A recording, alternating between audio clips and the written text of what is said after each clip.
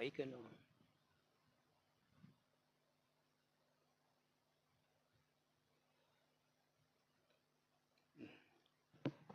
Praise the Lord. హల్లెలూయా.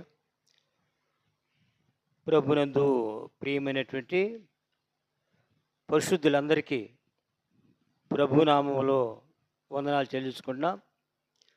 మనం అందరం కూడా ప్రభు బిడ్డలం కాబట్టి మన విశ్వాసులు అనేదానికన్నా పరిశుద్ధులు అంటాం చాలా మేలైన విషయం.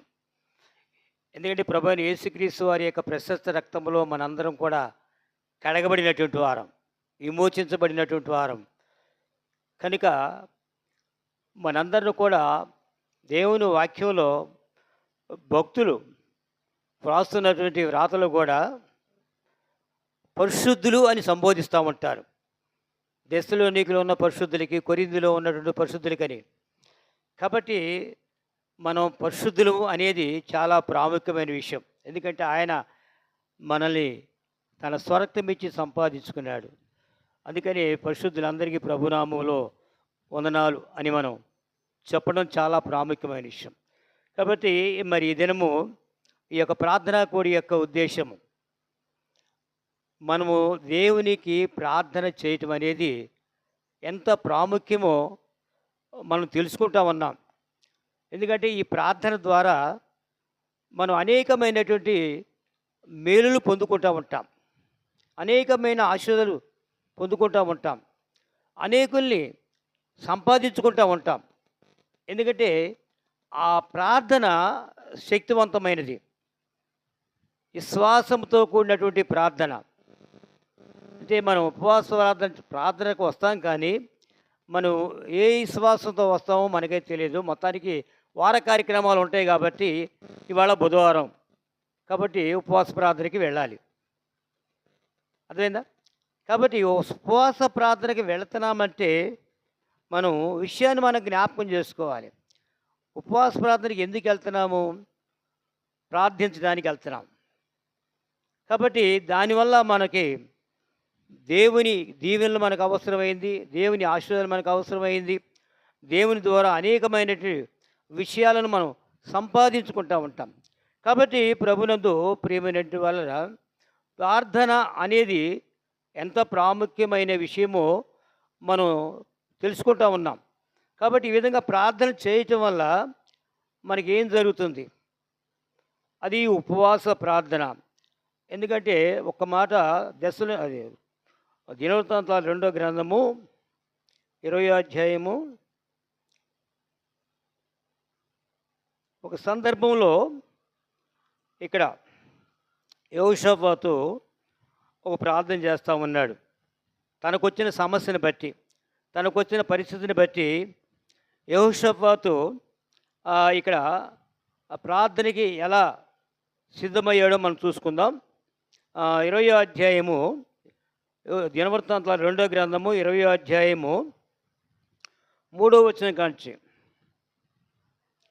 అందుకు యెహోషాపాతు భయపడి యెహోవా యొద్ద విచారించుటకు మనసు నిలుపుకొని ఇదా ఎంతటా ఉపవాస దినము ఆచరింపవలనని చాటింపగా, ఇదా వారు యెహోవా వలన సహాయము వేడుకొనుటకై కూడుకొనిరి. యెహోవా యొద్ద విచారించుటకు ఈదా పట్టణం అన్నింటిలో నుండి జనులు వచ్చిరి. యెహోషాపాతు యెహోవా మందిరములో క్రొత్తశాల ఎదుట సమాజముగా కూడిన ఈదా యెరూషలేముల జనుల మధ్యన నిలువబడి, మా పితరుల దేవా యెహోవా, నీవు ఆకాశమందు దేవుడు అయి ఉన్నావు, అన్యజనుల రాజ్యములు ఏలువాడవు నీవే. నీవు బాహుబలము గలవాడవు, పరాక్రమ గలవాడవు. నిన్ను ఎదిరించడానికి ఎవరికి నీ బలము చాలదు.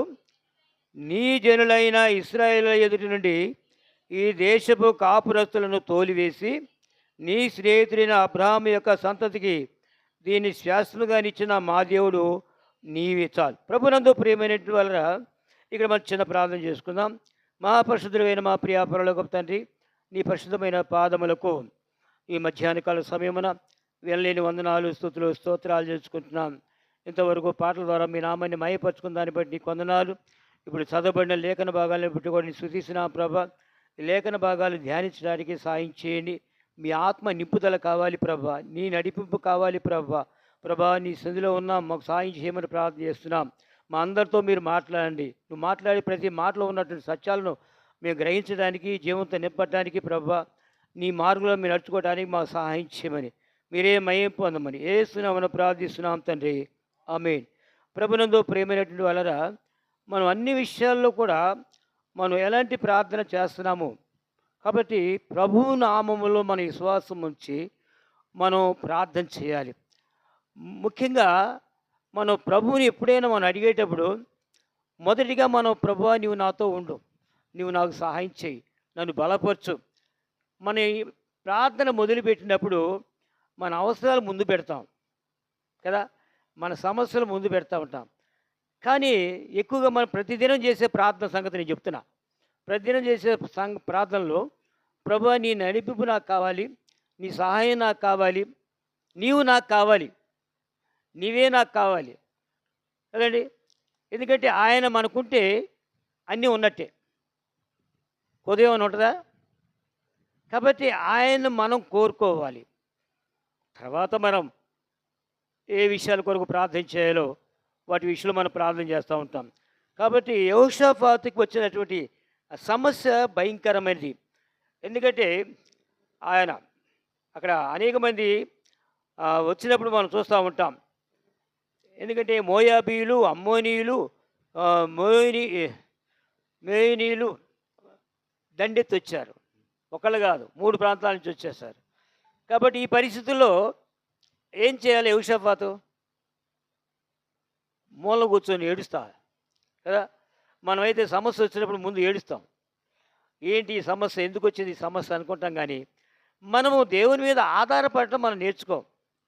ఎంత గొప్ప విషయమైనా సరే, ఎటువంటి విషయమైనా సరే, మనము దేవుని నమ్మి ఉన్నాం కాబట్టి దేవుని దగ్గరికి మనం వెళ్ళాలి.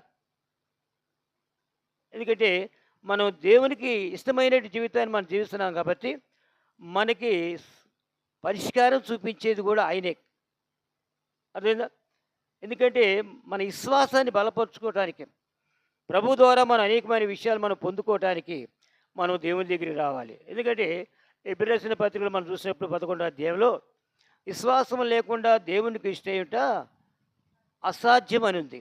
అర్థమైందా? మొదటగా మనకేం కావాలా? విశ్వాసం కావాలి. కాబట్టి ఆ విశ్వాసంతో మనం దేవుని దగ్గరికి రావాలి. కాబట్టి అందుకే అంటున్నాడు, దేవుని యొద్దకు వచ్చువాడు ఆయన ఉన్నాడనియో, తన్ను వెదకు వారికి ఫలము దయచేయవలెను నమ్మవలెను కాదా అన్నాడు. కాబట్టి మనం ప్రార్థన చేయడానికి ప్రభు సన్నిధికి వస్తున్నామంటే ఆయన గొప్పవాడు, ఆయన సమస్తమును చేయగలిగిన వాడనే ఒక విశ్వాసంతో మనం వస్తున్నాం. అందుకని ఎబ్రీ రాసిన 11వ అధ్యాయం మొదటి వచ్చిన అందుకే అంటాడు, విశ్వాసము నిరీక్షింపబడేవాడి యొక్క నిజస్వరూపము లేనివి ఉన్నవనుటకు రుజువై ఉన్నది. కాబట్టి మన సమస్యకు పరిష్కారం లేదని మనం అనుకుంటాం, కానీ దాన్ని పరిష్కరించేది ఆయనే. అది ఎటువంటి సమస్య అయినా కూడా దానికి సరైనటువంటి మార్గాన్ని చూపించేది ఆయనే, దాన్ని చేయగలిగిన వాడు కూడా ఆయనే. కాబట్టి యెహోషాపాతు అందుకనే వెంటనే ఏం చేశాడు, వాళ్ళు మూడు పక్కల నుంచి వస్తుంటే వెంటనే ఆయన భయపడి తన మనసు దేవుని మీద నిలుపుకున్నాడు. అది మన జ్ఞాపకం చేసుకోవాలి. మన మనసు దేవుని మీద ఉండాలి, ఇతర విషయాల మీద కాదు, సమస్యల మీద కాదు. కాబట్టి ఇక్కడ అన్నాడు, భయపడి యెహోవా యొద్ద విచారించుటకు మనస్సు నిలుపుకొని, యెహోవా యొద్ద విచారించుటకు మనస్సు నిలుపుకొని. పరిస్థితి ఇట్లా ఉంది, మరి దీనికి ఏంటి పరిస్థితి, నేనేం చేయాలి ప్రభు అని అడగటానికి ఆయన మీద దేవుని మీద మనస్సు నిలుపుకొని ఏం చేస్తూ ఉన్నాడు? మనస్సు నిలుపుకొని ఇదాయంతటా ఉపవాస దినమును ఆచరింపవలని చాటించగా. ఏం చాటించాడు? ఉపవాస దినం, ఉపవాసం ఉండాలని ఆయన ఇది అంతటా ప్రకటించాడట. అర్థమైందా? ప్రభునందు ప్రియమైనటువంటి వల్ల వెంటనే ఆయన ఒకటే చేశాడు, దేవుని మీద తన మనసు నిలుపుకున్నాడు. దేవుని మీద ఆనుకోవటానికి కదా, దేవుని వద్ద విచారం చేయటానికి ఆయన ఏం చేశాడు? అది ఎలా? ఆ ఉపవాస ప్రార్థనలో కూడా వారందరినీ సమకూర్చినప్పుడు అక్కడ ఎవరెవరు ఉన్నారో ఒకసారి మనం జ్ఞాపకం చేసుకుందాం. 13వ వచనం. ఈదా వారందరూ తమ శిశువులతోనూ భార్యలతోనూ పిల్లలతోనూ యెహోవా సన్నిధిని నిలువబడిరి. అప్పుడు మత్తన్యాకు పుట్టిన యెహీయేలు కుమారుడైన బెనాయాకు జననమైన జకరియా కుమారుడును ఆసాపు సంతతి వాడును లేవీయుడునగు యెహజీయేలు సమాజంలో ఉండెను. ఆ, రాగా అతడు ఇలాగూ ప్రకటించెను. కాబట్టి ఎవరంట ఉపవాసం ఉంది? ఎవరెవరు ఉన్నారంట? ప్రభునందు ప్రియమైన వల్ల అదే మనం జ్ఞాపకం చేసుకోవాలి. తమ శిశువులతోనూ భార్యలతోనూ పిల్లలతోనూ. శిశువులంటే చిన్నవాళ్ళేమో కదా. బా ఇంకా ఏమన్నాడు? పిల్లలంటే వయసు వచ్చిన వాళ్ళు. కాబట్టి భార్యలతోటి అందరితోటి ఉపవాసం ఉన్నారంటండి కదా. మనం ఉపవాసం ఉండడానికి చాలా బాధపడతాం. అర్థమైందండి. మన ఉపవాసం అంతా ఎలా ఉంటుంది? ముందు తింటే కానీ తర్వాత ఉపవాసం ఉండదు. మరి అందరూ వాళ్ళు కదా, ఎంత కఠినమైనటువంటి ఉపవాసమో. కాబట్టి అందుకనే యోసేపాతు ఎప్పుడైతే ఈ విషయాన్ని చాటించాడో వెంటనే వారు ఏదో అంతటా సాటించాడంట కదా. అందరూ ఉపవాసం ఉన్నారంటండి. కాబట్టి యెరూషలేములో జనుల మధ్య నిలువబడి ఎలా ప్రార్థన చేస్తున్నాడు? మా పితరుల దేవా యెహోవా, నీవు ఆకాశమందు దేవుడు ఉన్నావు, అన్యజనుల రాజ్యం ఏలువాడు నీవే. నీవు బాహుబలము గలవాడవు, పరాక్రమ గలవాడవు. నిన్ను ఎదిరించుటకు ఎవరికి బలము చాలదు. ఆయన ఆయన ఏమై ఉన్నాడో ఒకసారి జ్ఞాపకం చేసుకుంటూ ఆయన సన్నిధిలో ప్రార్థన చేస్తూ ఉన్నాడు. మరి మనం ప్రార్థన చేయాలంటే మనకి ఆయన మీద నమ్మకం ఉందా? ఆయన చెయ్యగలడు అనే నమ్మకం మనకుందా? కాదు. మనం ప్రార్థన చేస్తూ ఉంటాం అంతవరకే. ఆయన దగ్గర నుంచి మనం పొందుకునేటంత విషయము మనకి చాలా తక్కువ. ఎందుకంటే మనకు వాక్యం ఏం చెప్తా ఉందంటే మనము చాలాసార్లు ప్రార్థన చేస్తాం కానీ దాన్ని పొందుకునేటటువంటి ప్రార్థన మనలో ఉండదు. ఎందుకంటే యెషయా గ్రంథం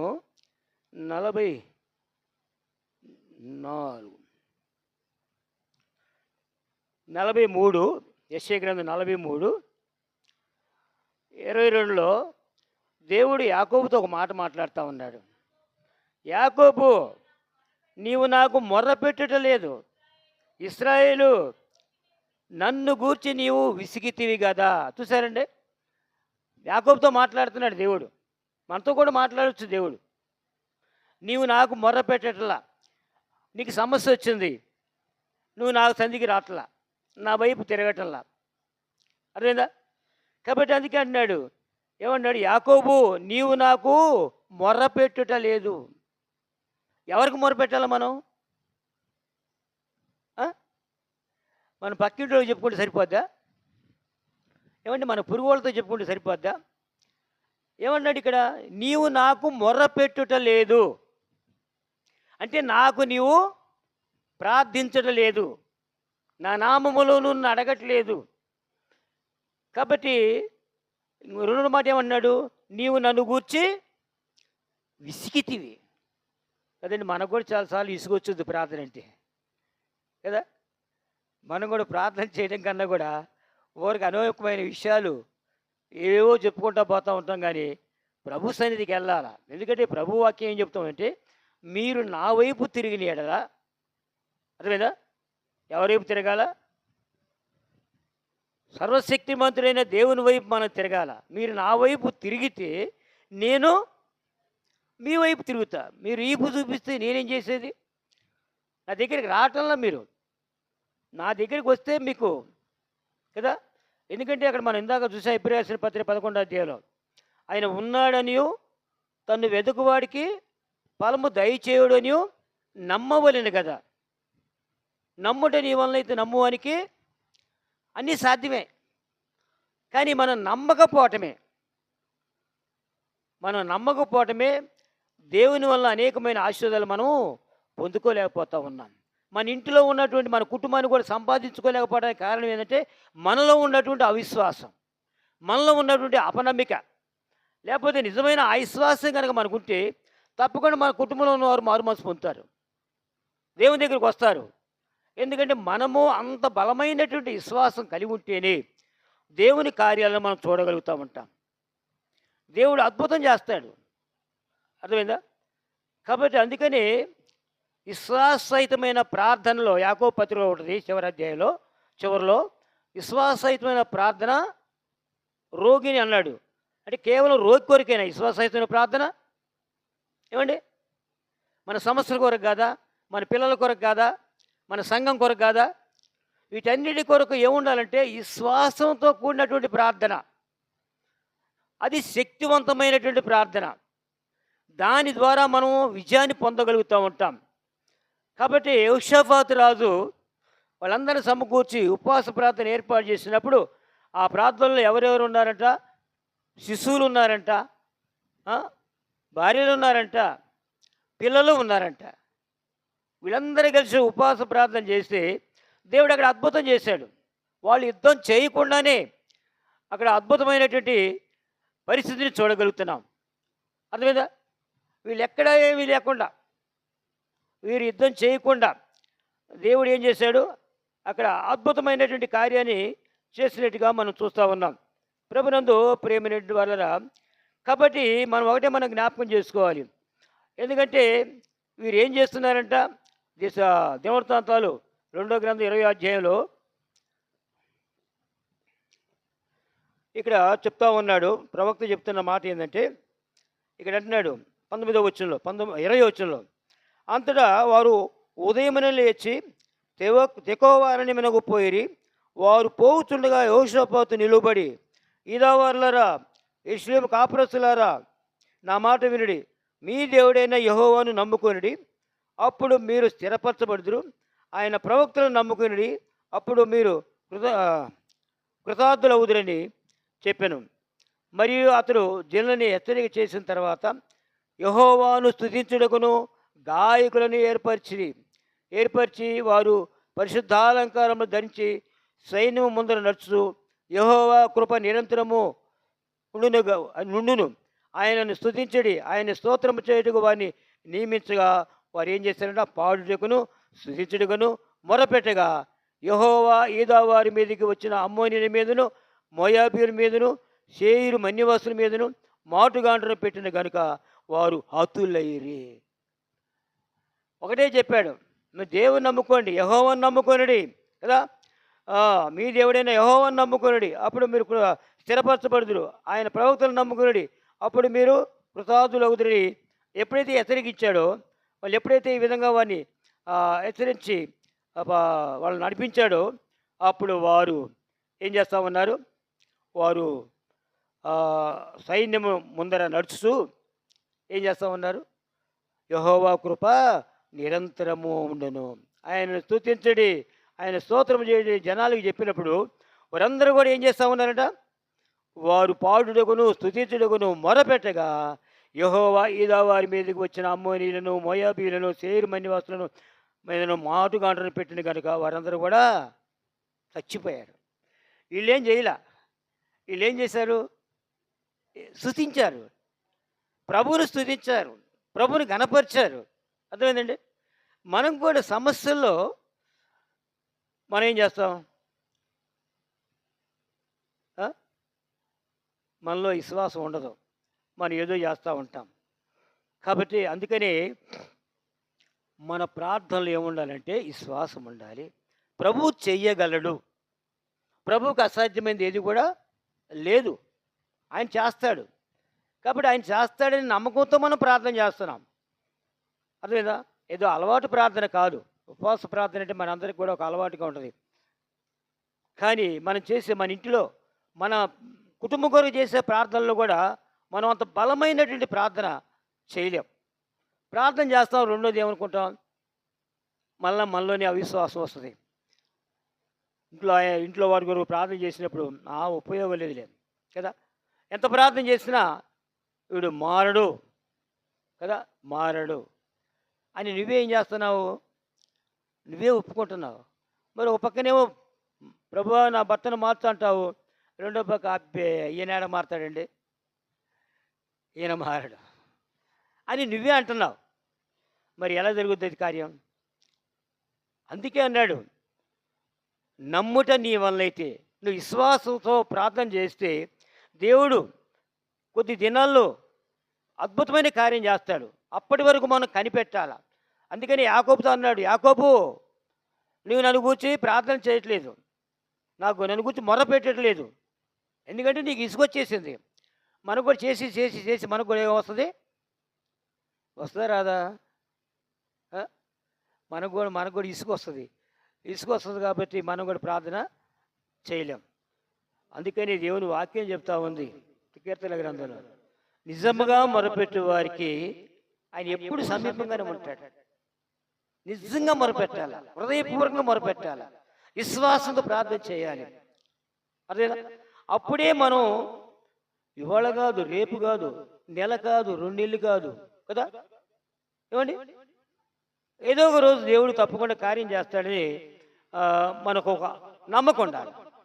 ఎందుకంటే విశ్వాసీయులలో చాలామంది దైవజనులు కొంతమంది రక్షణ పొందడానికి సంవత్సరాల తరబడి ప్రార్థన చేశారంట. అదేనా? విశ్వాస ప్రార్థన భక్తులు సంవత్సరాల తరబడి ప్రార్థన చేశారంటే ఒక ఆత్మ కొరకు. కొన్ని నెలలు ప్రార్థన చేశారంట, కొన్ని సంవత్సరాలు ప్రార్థన చేశారంట. మరి మనకెందుకు? యాకోబుతో మాట్లాడేట్టుగా ఉంటుంది, నీవు నన్ను గురించి విసిగితివి. ఎంతకాలమైనా మనం ప్రార్థన చేయాల్సిందే రక్షణ పొందేటంత వరకు కూడా. విశ్వాసంతో మరలా మనలో సాతానుడు అవిశ్వాసాన్ని పంపిస్తాడు కదా. అవిశ్వాసం మనం ఏం చేస్తామంటే మనమే అంటూ ఉంటాం జరగదు అని. ఆయన అంటాడు జరుగుద్ది అంటాడు. ఎందుకంటే సారా వృద్ధాప్యంలో గర్భం ఉడికిపోయినప్పుడు దేవుడు వచ్చి అన్నాడు, నీకు మీదటికి కాలానికి నీకు కుమారుని ఇస్తానంటాడు. సారా నవ్వుద్ది. అంటే సారా నిజం వాస్తవమే. ఎందుకు వస్తుందంటే గర్భం ఉడికిపోయింది, స్త్రీ ధర్మం నిలిచిపోయినటువంటి వ్యక్తికి ఎలా పుడతారు పిల్లలు? అర్థమైందా? కాబట్టి దేవుడు అన్నాడు, నువ్వు నవ్వనేలా నీకు తప్పకుండా ఇస్తాడు. కానీ అబ్రహాము విశ్వాసం ఉంచాడు. అబ్రహాములో విశ్వాసం ఉంది, దేవుడు చేస్తాడు తప్పకని. అది దాని ద్వారా శారా ఇస్సాకుని కనగలిగింది. అర్థమైందండి? కాబట్టి మన ప్రార్థన వెనక ఏముండాలా? దేవుని మీద నమ్మకం ఉండాలి. నమ్మేవారి ప్రార్థన, నమ్మి చేసిన ప్రార్థనలో ఉంటుంది అద్భుతం, ఆశ్చర్యమైన కార్యాలు ఉంటాయి. నమ్మకుండా మనం యాంత్రికంగా చేసే ప్రార్థనలో ఏముండదు. కాబట్టి దీన్ని మనం జ్ఞాపకం చేసుకోవాలి. దేవుడు మన పట్ల ఒక ఉన్నతమైనటువంటి ప్రణాళికను కలిగి ఉన్నాడు. అందుకని మన ప్రార్థన ఎలా ఉండాలంట? శక్తివంతమైనదిగా ఉండాలంట, బలమైనదిగా ఉండాలంట. కాబట్టి మనం ఎల్లప్పుడూ ఏం చేయాలా? దేని గురించి మనం ఆలోచన చేయడం కాదు, కానీ ఫిలిప్పీ రాసిన పత్రిక 4వ అధ్యాయం అన్నట్టుగా ఏమిటంటే, మీరు దేని గురించి చింతించకూడదు, కానీ ప్రతి విషయములో ప్రార్థన విజ్ఞాపనల ద్వారా కృతజ్ఞతాపూర్వకంగా మీ విన్నపములను దేవునికి తెలియచేయండి కదా. మనం విచారించడం కాదు, సంఘాన్ని గురించి అయినా కానీ, కుటుంబాన్ని గురించి కానీ, కదండి, మన పిల్లల గురించి కానీ మనం దేని గురించి చింతించొద్దు అంటున్నాడు. చింతించడం కూడా పాపమేనంట. ఎందుకంటే మన గురించి చింతించేవాడు ఎవరు? మన గురించి ఆలోచన చేసేది ఎవరు? చెప్పండి. మన గురించి పట్టించుకునేది ఎవరు? ఇప్పుడు పిల్లలు ఉన్నారండి, పిల్లల గురించి ఆలోచన చేసేది ఎవరు? ఎవరు చేస్తారు? వాళ్ళ తల్లిదండ్రులు చేస్తారు. వాళ్ళ బాధ్యత వాళ్ళు కాబట్టి. కాబట్టి మనల్ని ఏర్పాటు చేసుకున్నటువంటి ప్రభు అయిన యేసుక్రీస్తు వారు ఆయన మన గురించి ఎప్పుడు ఆలోచిస్తూ ఉంటాడంట. అర్థమైందా? ఎప్పుడు మన గురించి ఆలోచిస్తూ ఉంటాడంట. అందుకనే పేతురు రాసిన మొదటి పత్రికలో ఉంటుంది కదా, 5వ అధ్యాయంలో. పేతురు రాసిన మొదటి పత్రిక 5వ అధ్యాయము చూడండి ఇక్కడ ఏముందో.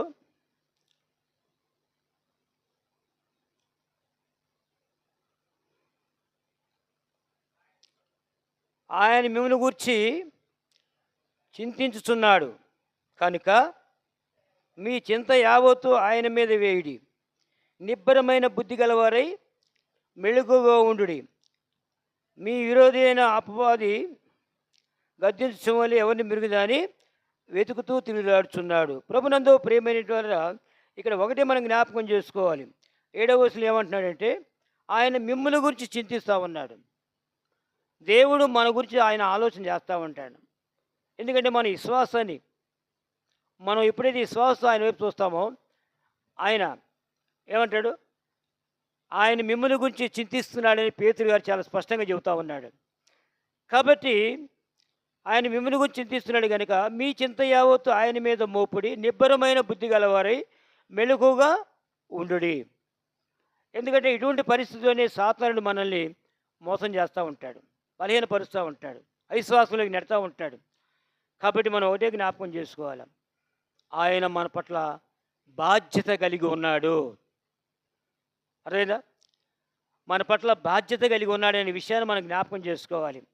అందుకని ప్రభువైన యేసుక్రీస్తు వారు సమాధి చేయబడి తిరిగి లేచిన తర్వాత శిష్యులు గ్రహించకుండా పేతురు తన వెంట ఉన్న వారందరూ వెంటేసుకొని సముద్రానికి పోయాడు చేపలు పట్టడానికి. కానీ ప్రభువైన యేసుక్రీస్తు వారు వారిని గురించిన ఒక ప్రణాళిక ఉంది. వారిని ధైర్యపరచాలా, సమాధానపరచాలా, తిరిగి ఆయన పని చేయడానికి వారు పురికొల్పబడాలా. కనుక ఆయన వాళ్ళ దగ్గరికి వచ్చాడు, చేపలు పట్టే కాడికి వచ్చాడు. చూసారండి, ఆయన అశ్రద్ధ చేయలేదు. ఒకవేళ వీళ్ళు సరైనటువంటి విశ్వాసాన్ని కోల్పోయినా ప్రభువు వారిని మరలా పురికొల్పడానికి, తప్పిపోయినటువంటి పేతుని బలపరచడానికి వారి దగ్గరికి వచ్చారు. అదేనా, వారి దగ్గరికి వచ్చి వారిని మరలా పురికొల్పాడు. కాబట్టి పేతుని అడిగాడు. ఎందుకంటే పేతురు ప్రభు సిలువ మార్గాన్ని సిలువ దగ్గరికి వెళ్ళబోయేటప్పుడు సావచ్చు వచ్చినా నీతో నేను చనిపోతాను కానీ నేను మాత్రం నేను విడిచిపెట్టిపోను అన్నటువంటి వ్యక్తి అబద్ధమాడాడు. అబద్ధమాడినటువంటి పేతురు బలీనుడు కాకుండా మరలా పురికొల్పడానికి ప్రభువైన యేసుక్రీస్తు వారు తిరిగి లేచిన తర్వాత మరీతో చెప్పిన మాట ఏంటంటే, సహోదరులకు పేతురుకు కూడా చెప్పని ప్రత్యేకంగా పేతురు పేరును ఉపయోగించాడు. కాబట్టి పేతురు దగ్గరికి వచ్చి, పేతురు నువ్వు నన్ను ప్రేమిస్తున్నావా అని అడిగాడు. అర్థమైందా? ప్రేమిస్తున్నావా? నిజంగా మనం ప్రేమిస్తున్నావా దేవుణ్ణి? నిజంగా మనం ప్రేమిస్తే ఏం చేస్తాము? దేవుని మాట వింటాము. అర్థమైందా? ప్రేమిస్తే దేవుని మాట వింటాం. కాబట్టి అందుకే అడిగాడు, నిజంగా నువ్వు, ఎందుకంటే పేతురు మాట్లాడిన మాటకి, పేతురు అబద్ధమాడిన దానికి, పేతురు ఒట్లు పెట్టుకుంటున్న దానికి, పేతురు మరలా బరికులపడానికి, బలపరచడానికి పేతురు అన్నాడు, వీరందరికంటే, ఇక్కడున్న శిష్యులందరికంటే నువ్వు నన్ను ఎక్కువగా ప్రేమిస్తున్నావా? ప్రేమిస్తున్నాను ప్రభువా. మరలా అడిగాడు, ప్రేమిస్తున్నావా? ప్రేమిస్తున్నాను ప్రభు. మళ్ళీ అడిగాడు. అంటే ఏమన్నాడు? అప్పుడు ఆయనకి ఇసుగొచ్చింది. ఇసుగొచ్చి, అది నీకే తెలుసు ప్రభువా, నేను ఎలాంటి ప్రేమ కలిగిన వాడినో నీకే తెలుసు. తెలుసు ఆయనకి ఎలాంటి ప్రేమ కలిగిన వాడు కదండి. కాబట్టి అందుకనే మన పట్ల ఆయన బాధ్యత ఉంది. మన పరమ తండ్రి, మన ఆయన పిల్లలం కనుక ఆయన పిల్లలైన వారికి ఏం ఇవ్వాలో, ఏం చేయాలో, ఎప్పుడు ఎలా వారిని ఆదరించాలో అనే విషయం ఆయన తెలుసు. కాబట్టి అందుకని పేతురు గారు అంటున్నాడు, మీరు దేని గురించి కూడా చింతించకూడదు. ఎందుకంటే చింతించే ఆయన ఒక ఆయన ఉన్నాడు. మన పిల్లల పట్ల మనకు ఎలాంటి బాధ్యత కలిగి ఉంటుందో అలానే పిల్లలు ఊరు చింతించకుండా కూర్చుంటే ఉపయోగం వచ్చింది. కావాల్సిన అడగాల, అడిగితే ఇస్తారు. కాబట్టి అందుకని దేని గురించి కూడా చింతించకూడదు. ఏమైనాడు ఆయన అంటు మాట ఏంటంటే, ఆయన మిమ్మల్ని కూడా చింతిస్తున్నాడు కనుక మీ చింత యావత్తు ఆయన మీద వేయడి, నిబ్బరమైన బుద్ధి గలవారై ఉండుడి. ఫిలిప్పీ రాసిన పత్రిక అన్నట్టుగా ప్రతి విషయంలో ప్రార్థనా విజ్ఞాపనల ద్వారా హృదయపూర్వకంగా మీ విన్నపాలు తెలియచేయండి. నిబ్బరమైన బుద్ధి కలిగినప్పుడు మనం ప్రార్థన చేస్తాం. ఏదైనా కాబట్టి నిబ్బరమైన బుద్ధి కలిగి ఉన్నటువంటి మనం ఏం చేయాలా? మనం ప్రార్థన విజ్ఞాపనల ద్వారా మన విన్నపాలన్నీ కూడా తండ్రికి, ప్రభువైన యేసుక్రీస్తు వారికి తెలియచేయాలి. కాబట్టి అప్పుడు మనము దేన్నైనా కూడా సాధించగలుగుతాము కదండి. యెహోషాపాతు ప్రవక్త చెప్పినట్టుగా వాళ్ళు ఎప్పుడైతే ప్రవక్త మాట విన్నారు, అర్థమైందా? ప్రవక్త మాట విన్నారు. విని ఆయన ఒక పక్క వాళ్ళు యుద్ధానికి వస్తున్నారు కదా! మరి యుద్ధానికి వస్తుంటే ఈయనేం చెప్తున్నాడు? మీరు ఆయనకి స్తుతి చెల్లించండి, ప్రార్థన చేయండి, కృతాస్తులు చెల్లించండి, ఆ విధంగా చెల్లించుకుంటూ వెళ్ళిపోండి అంటే నమ్మారంతే. యెహోవాను నమ్ముకొనుడి అన్నాడు అక్కడ. కాబట్టి నమ్మకంతో వారు వెళ్ళినప్పుడు వీళ్ళు పోయి యుద్ధం చేయకముందే ఆయన మాటుగాండ్రం పెట్టేశాడంట. వాళ్ళు పోయి వాళ్ళలో పనిచేశారు. వాళ్ళలో వాళ్ళే ఆ 3 ప్రదేశాల నుంచి వచ్చిన వాళ్ళే కొట్టుకొని వాళ్ళు అక్కడ చచ్చిపోయారు. కాబట్టి మనం ఒకటే జ్ఞాపకం చేసుకోవాలి. మన ప్రార్థనా జీవితం ఎలా ఉంటుంది? మన విశ్వాసం ఎలా ఉంటుంది? దేవుడు మన విశ్వాసాన్ని పరీక్షిస్తాడు. అర్థమైందండి? కాబట్టి ఆ విధంగా మనము ప్రభు సన్నిధిలో ప్రార్థన చేయటం, మనం అన్ని విషయాల్లో మనం దానికి తగినటువంటి ఫలితాన్ని మనం చూడగలుగుతూ ఉంటాం. అర్థమైందా? ఎందుకంటే దశలో రాసిన పత్రికలో చివరి ఒక మాట చూద్దాం. 5వ అధ్యాయంలోనే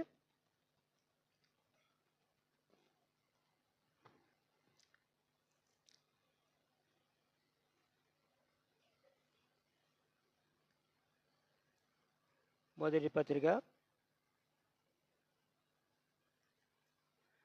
చివరి ఏమన్నా అంటే, ప్రతి విషయమందును కృతాస్తులు చెల్లించుడి, ఇలాగూ చేయుట యేసుక్రీస్తునందు మీ విషయములో దేవుని చిత్తము. ఈ విధంగా చేయటం అదేనా? యేసుక్రీస్తునందు మీ విషయములో దేవుని చిత్తము. కాబట్టి మనం ఒకటే జ్ఞాపకం చేసుకో. తర్వాత ఏమన్నాడు? ఆత్మనే ఆర్పకుడి. ఆత్మలో మనం మండుతూ ఉండాలి. కాబట్టి ఇటువంటి ప్రార్థన మనం చేస్తున్నప్పుడు మనం చాలా ఆశీర్వాదాలు పొందుకుంటూ ఉంటాం. చాలా అనుభవాలు గుండా కూడా దేవుడు మనల్ని నడిపిస్తాడు. మన కుటుంబము విజయ పదంలో నడిపించబడుతూ ఉంటుంది. కాబట్టి ఇటువంటి ప్రార్థన మనం కలిగి ఉందాం. ఇటువంటి విశ్వాసాన్ని మనం కలిగి ఉందాం. దేవుని కృపను మనం పొందుకుంటూ మనము ఎల్లప్పుడూ ఎడతెగక ప్రార్థించేవారుగా ఉందాం. దేవుని ఆశీస్సులు పొందుకునేవాళ్ళం. దేవుడి మాటలు దీవించుగాక.